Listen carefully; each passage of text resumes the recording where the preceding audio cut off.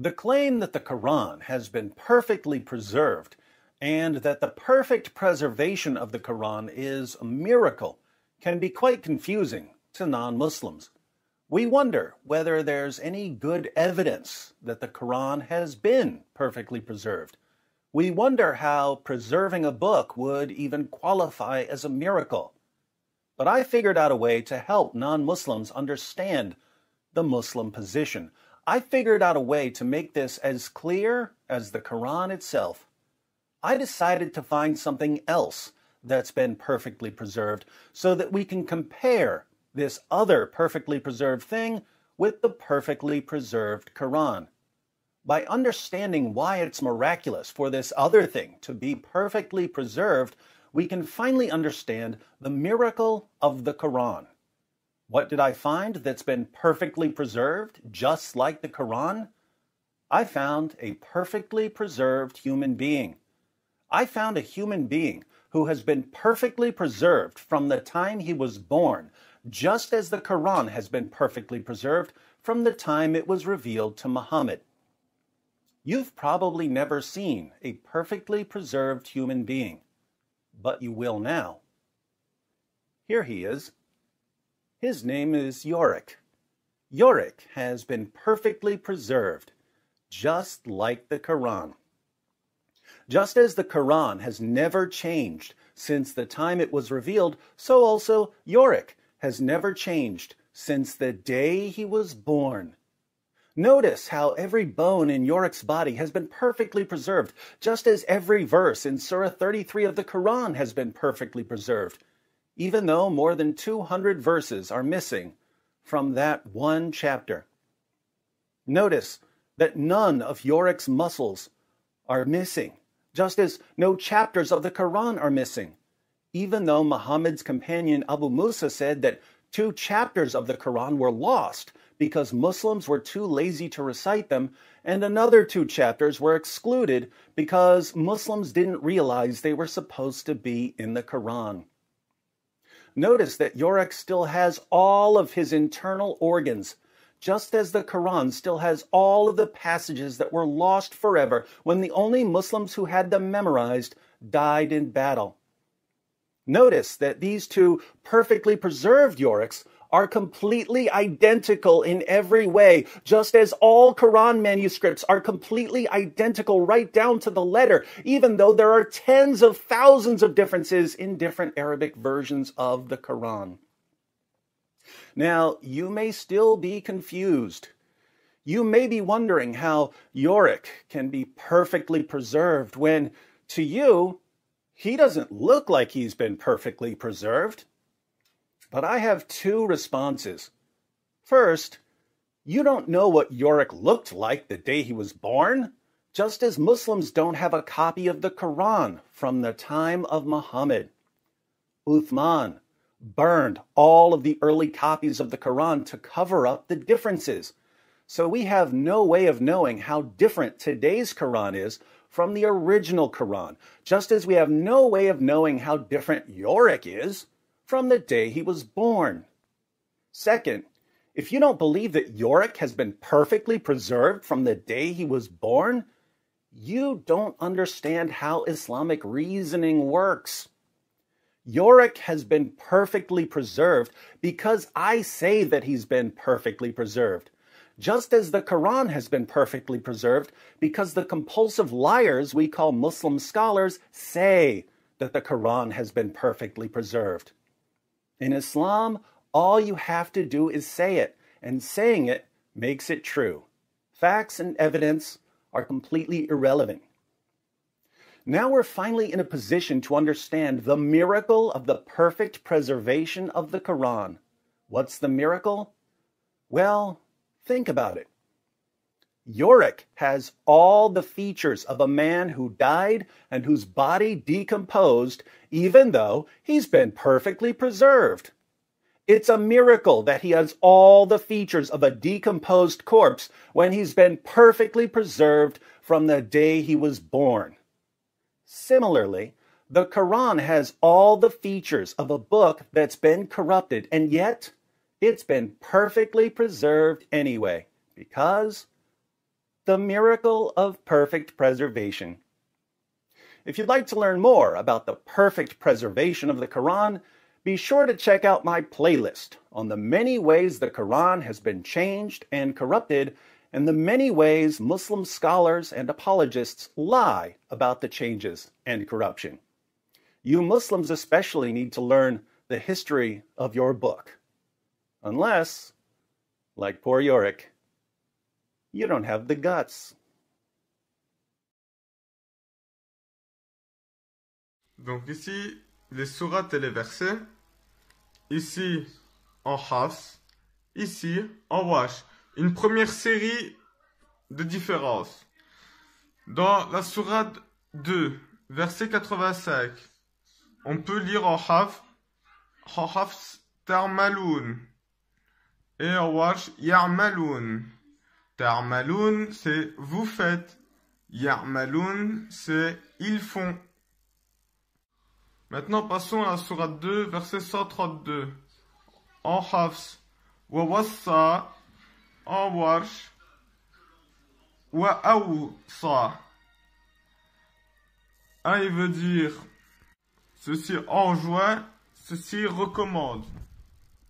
En 21.4, on peut lire en Hafs, qala. Et on peut lire en Warsh, qul. Qala, c'est il dit. Qul, c'est dit. Dans la sourate 48 au verset 17, il est écrit en Hafs, Yotrilhu, et en Warsh, Notrilhu, qui veut dire, nous, il le fera entrer, nous le faisâmes entrer. Il est écrit dans la sourate 3 au verset 146, en Hafs, Qatala, et en Warsh, Qutila. Donc, soit ça veut dire que beaucoup de prophètes ont combattu en Hafs, ou soit beaucoup de prophètes ont été tués. Continuons avec un nouveau tableau. Donc, on continue. Sourate 2, verset 184, il est écrit Miskin en Hafs et Masakin en Wash. Dans un, c'est nourrir un pauvre, et dans l'autre, c'est nourrir minimum 3 pauvres. On continue. Sourate 3, verset 161. Il est écrit Yagulla. Et en Hafs et en Wash, Yugalla. Yugalla, c'est celui qui fraude. Et Yugalla, c'est celui qui est victime d'une fraude. Donc il faut savoir, est-ce que le prophète, c'est le prophète qui n'est pas un fraudeur, ou est-ce que c'est un prophète qui n'est pas victime d'une fraude? D'ailleurs, par rapport à ce verset en question, Régis Blacher mentionne les deux versions. Dans la sourate 28 au verset 48, il écrit Sihran et dans l'autre Sahiran. Donc en Hafs, ça va être 2 sorcelleries, mais en Warsh, c'est pas 2 sorcelleries, c'est 2 sorciers. De la sourate 33, verset 68, il écrit soit La'an Kabira ou soit La'an Kathira. En Hafs, il est écrit une grande malédiction. Et en Warsh, il est écrit beaucoup de malédictions. Continuons donc avec un nouveau tableau.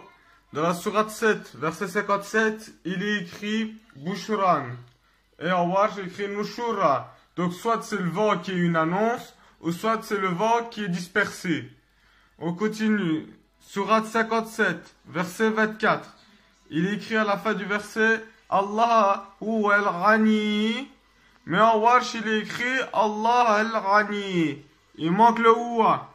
Continuons.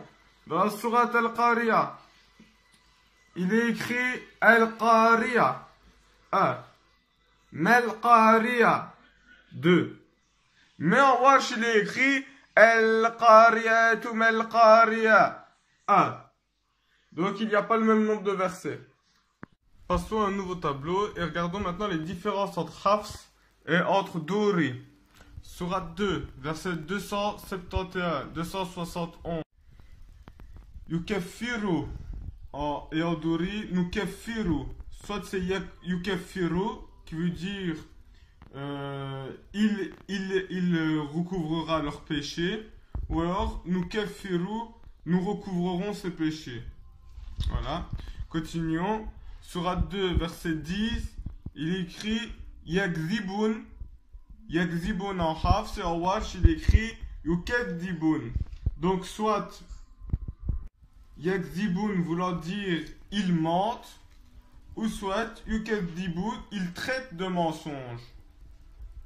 Continuons.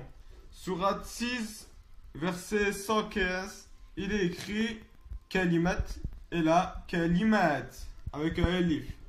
Soit en Hafs, ça veut dire la parole, une parole, ou soit en Douri, plusieurs paroles, les paroles, des paroles. Et pour terminer avec le Douri, je vais vous montrer donc le 966. Ici, il y a deux mots qui changent. Donc, ça va être Na'afu ou soit Yurafa. Yurafa, Na'afu. Alors, soit ça veut dire nous pardonnons, ou soit ils seront pardonnés. Et toujours dans le même verset, Nu'azib, ou alors Tu'azib. Soit nous punirons, soit fut puni. Voici un nouveau tableau. Ici, ça va être plus niveau pratique. Donc, on va comparer le Hafs, Wash et d'autres lectures à celui de la Qalon, Kulbun et Bouzi.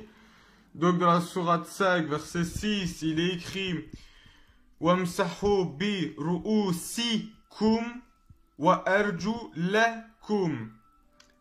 Et dans l'autre lecture, il est écrit Wamsahu bi ru'usikum wa arju likum. Donc, vu que si on met une fatha, alors ça devient laver les pieds. Le verbe qui est utilisé, alors ça devient pour le ghusl, pour le lavement. Tandis que si on met une kasra, alors ça renvoie msah, ça renvoie à l'essuiement. Donc, soit ça veut dire laver les pieds, ou soit ça veut dire essuyer les pieds. Dans le Fatiha, par exemple, qu'est-ce que nous avons en Khalaf? Malik avec un alif. Et en Hafs, Malik sans alif. L'un veut dire possesseur, l'autre veut dire roi.